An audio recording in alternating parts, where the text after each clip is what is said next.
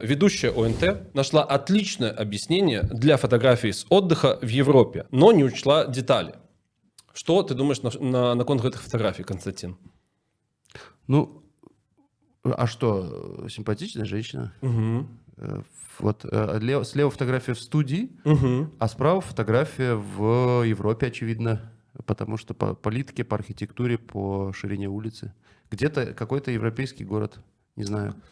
Мне я не ведаю, наколькі правільна, ці гэта нейкая фанабэрыстасць, ці гэта не нейкае снобства, але вось подписана фотография.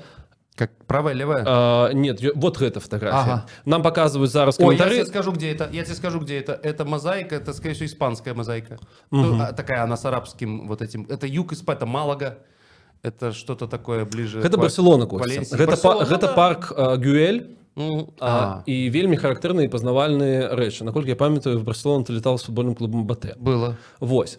Сэнс у тым, што фотаграфія вось гэта, яна падпісана, фраза «Счастье любит тишину».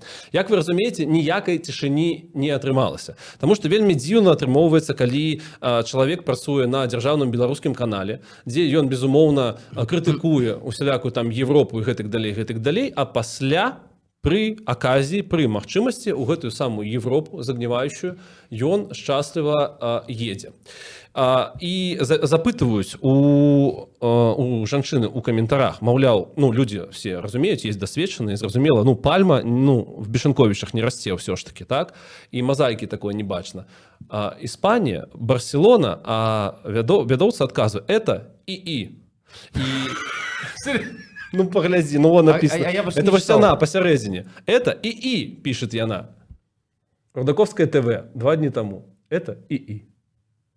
Да нет, она шутит. Я не ведаю, пра што гэта. Может быть, она жартуе. Может быть, гэта гісторыя пра нейкую непамерную просто глупасць і гэтак далей. Але калегі з зеркала, чесцем і хвала, па-руску кажучы, дапісались да спецыялістаў і на поўным сур'ёзе, магчыма, гэта не было таго варта, запыталіся ў людзей, якія працуюць з АІ, з тэхналогіям, са штучным інтэлектам, ці магчыма такім чынам стварыць вось такую імітацыю.